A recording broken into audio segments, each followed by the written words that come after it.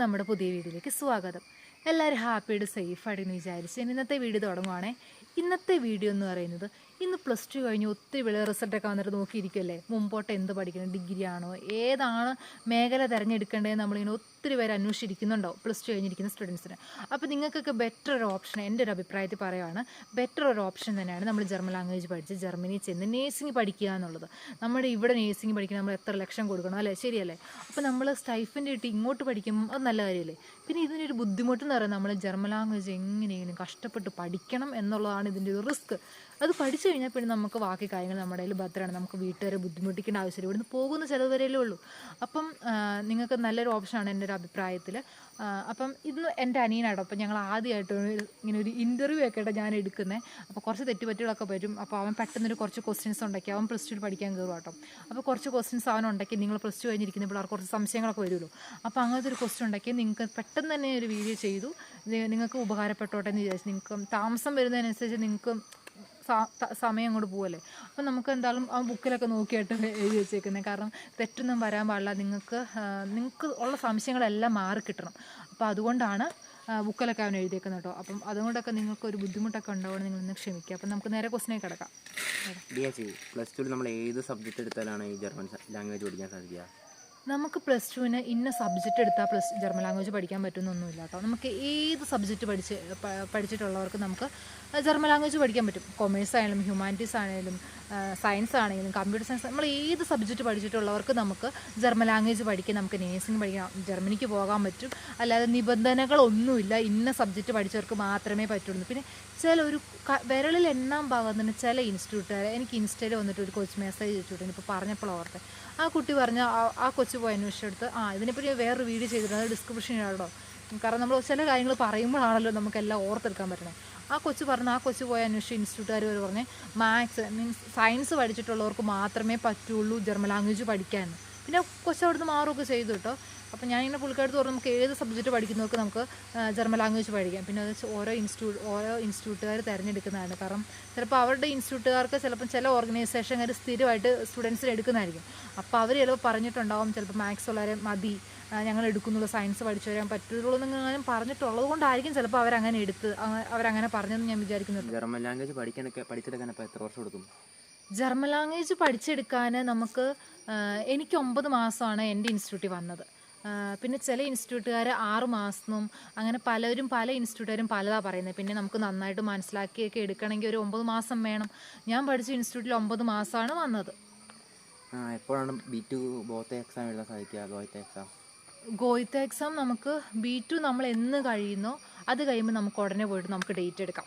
എങ്ങനെയാണ് ഡേറ്റ് എടുക്കണതെന്ന് പറയുമ്പം ഇന്ന് ജൂലൈ മാസത്തിലാണ് ഗോയിത്ത എക്സാം നടക്കണമെന്ന് വിചാരിക്കുക. അപ്പം നമ്മൾ ജൂണിൽ നമ്മൾ ബുക്ക് ചെയ്യണം. ജൂൺ മാസത്തിലായിരിക്കും ജൂലൈയിലേക്കുള്ള. ഇപ്പോൾ ഡൽഹി ആണെങ്കിൽ ജൂലൈ മാസത്തിൽ നമുക്ക് എക്സാം നടക്കുകയാണെങ്കിൽ ജൂണിലായിരിക്കണം ബുക്ക് ചെയ്യുന്നത്. പിന്നെ നമുക്ക് പൂനെ പോലെയുള്ള സെൻറ്ററുകളൊക്കെ 2 മാസം മുമ്പത്തേക്കായിരിക്കും കേട്ടോ നമ്മൾ എക്സാം ഡേറ്റ് ഒക്കെ എടുക്കുന്നത്. അപ്പോൾ നമുക്ക് എടുത്തു തരുന്ന പറയുമ്പോൾ നമുക്കൊരു ഏജൻറ്റ് വഴി, ഞാൻ എക്സാം ഡേറ്റ് എടുത്തത് ഏജൻറ്റ് വഴിയാണ്. പിന്നെ ബാംഗ്ലൂർ ഗോയിത്തയൊക്കെ നിങ്ങളുടെ അടുത്ത് ഞാൻ നേരത്തെ പറഞ്ഞിരുന്നില്ല, ബാംഗ്ലൂർ ഹോർണൊക്കെ എഴുതാൻ പോയപ്പോൾ ഞാൻ സ്വന്തമായിട്ട് സെൽഫായിട്ടാണ് ഡേറ്റ് എടുത്തത്. ഇനി എങ്ങനെയാണ് സെൽഫായിട്ട് ഡേറ്റ് എടുക്കണേ ബാംഗ്ലൂർ ഗോയിത്ത എന്നുള്ള വീഡിയോ ഞാൻ ഇതിൻ്റെ ഡിസ്ക്രിപ്ഷൻ ഇട്ടേക്കാട്ടോ, ഞാൻ എൻ്റെ ചാനലിൽ അപ്ലോഡ് ചെയ്തിട്ടുണ്ട്. അപ്പോൾ നിങ്ങൾക്ക് മനസ്സിലായെന്ന് വിചാരിക്കുന്നു. നമുക്ക് എപ്പോഴാണ് B2 എക്സാം, നമ്മൾ ഏത് ഇൻസ്റ്റിറ്റ്യൂട്ടിൽ പഠിക്കുന്നോ അത് കഴിഞ്ഞ് നമുക്ക് ഉടനെ പോയിട്ട് നമുക്ക് എക്സാം ഡേറ്റ് എടുക്കാനാണ്. ഇത് ലെവൽ ലാംഗ്വേജ് വേണം നമുക്ക് FSA അല്ലെങ്കിൽ ഹൗസ് ബിൽഡിംഗ് ചെയ്യാൻ. നമുക്ക് FSA അല്ലെങ്കിൽ ഹൗസ് ബിൽഡിംഗ് ചെയ്യാൻ, ഞാനിപ്പം ആദ്യം FSAയുടെ കാര്യം പറയാം കേട്ടോ. FSAക്ക് ചെയ്യണമെങ്കിൽ നമുക്ക് B1 മതി. ഞാൻ എല്ലാ വീഡിയോയിലും പറയില്ല, B1 മതി. പിന്നെ B2 2 മൊഡ്യൂൾ വെച്ച് നമുക്ക് FSA ചെയ്യാവുന്നതാണ്. പിന്നെ ചില ഓർഗനൈസേഷനൊക്കെ മൊഡ്യൂൾ വേണ്ട, അവിടെ ചെന്ന് നമ്മൾ തിലക്കെഴുതണം, അങ്ങനത്തെ കുറച്ച് കാര്യങ്ങളും ഉണ്ട് ചില ഓർഗനൈസേഷൻകാർ. പിന്നെ ഹൗസ് ബിൽഡിംഗ് എന്ന് പറയുമ്പം ഒട്ടുമിക്ക ആൾക്കാരും B2 ആണ് ചോദ്യം. B2 2 മൊഡ്യൂളെങ്കിലും ഉണ്ടെങ്കിൽ നമുക്ക് ഹൗസ് ബിൽഡിങ്ങും ചെയ്യാം. ഇപ്പം FSA ഫുൾ മൊഡ്യൂൾ പോലും വേണ്ട കേട്ടോ ചില ഓർഗനൈസേഷൻകാർ. മീൻസ് നമ്മൾ അവിടെ ചെന്ന് എഴുതി എടുക്കണം.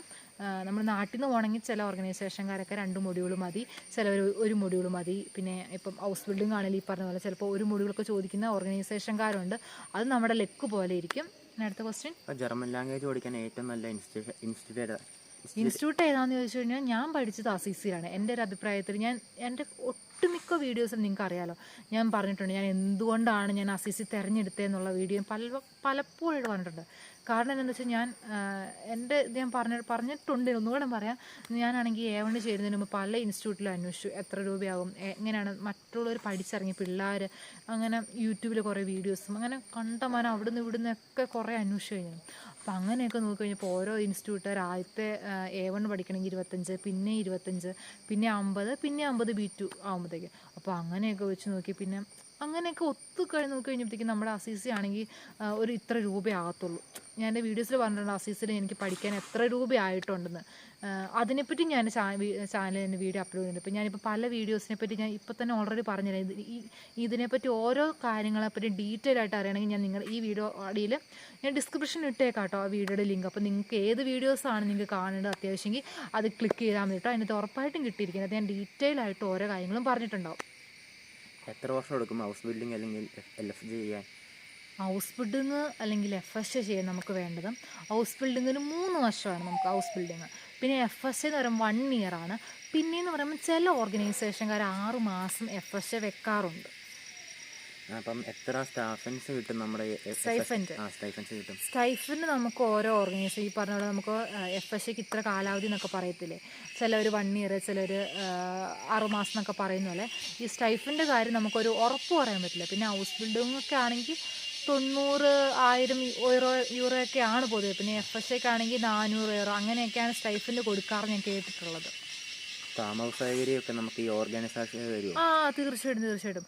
പിന്നെ ചില ഓർഗനൈസേഷൻകാർ നമുക്ക് തരാതെ വരും. ഇപ്പം ഞാൻ തീർച്ചയായിട്ടും ഒന്ന് പറഞ്ഞെങ്കിലും നമ്മൾ വിരലെണ്ണാൻ പാകത്തിനുള്ള, ഇപ്പം ഞാൻ ഒരു കാര്യം പറയാം, ഞാൻ എൻ്റെ ഇൻസ്റ്റിറ്റ്യൂട്ടിൽ നിന്ന് കയറി പോകുന്ന പിള്ളേർക്ക് എല്ലാവർക്കും വോനൂങ് എടുത്ത് കൊടുത്തിട്ട്, താമസ സൗകര്യം എടുത്തു കൊടുത്തിട്ട് അച്ഛൻ ഇവിടുന്ന് ഇപ്പോൾ എത്ര ഡിലേ ആയി, നമുക്കിപ്പം ബാക്കി എല്ലാ കാര്യങ്ങളും വന്നു, വോനൂങ് നമുക്ക് കിട്ടിയില്ല എന്ന് വിചാരിക്കുക. വോനൂങ് കിട്ടിയിട്ട് മാത്രം അച്ഛൻ കയറ്റിയുള്ളൂ. കാരണം റിസ്ക് എടുത്ത് ഒരിക്കലും കയറ്റി വിടത്തില്ല. നമുക്ക് വോനൂങ് അവിടുത്തെ വലിയ പ്രശ്നമാണ്. വോനൂങ്ങൊക്കെ കിട്ടാൻ ജർമ്മനി ഭയങ്കര പാടാണെന്ന് പല വീഡിയോസിലും ജർമ്മനി പോയേക്കുന്ന പിള്ളേരൊക്കെ പറയുന്നുണ്ട്. അപ്പോൾ അതുകൊണ്ട് നമ്മുടെ അസീസിൽ നിന്ന് കയറ്റി വിടുമ്പോൾ വോനൂങ് ഇല്ലാതെ ഒരിക്കലും കയറ്റി വിടത്തില്ല കേട്ടോ. നമുക്ക് അവിടെ ചെന്ന് വോനൂങ് കണ്ടെത്താനും ഭയങ്കര പാടാണ്.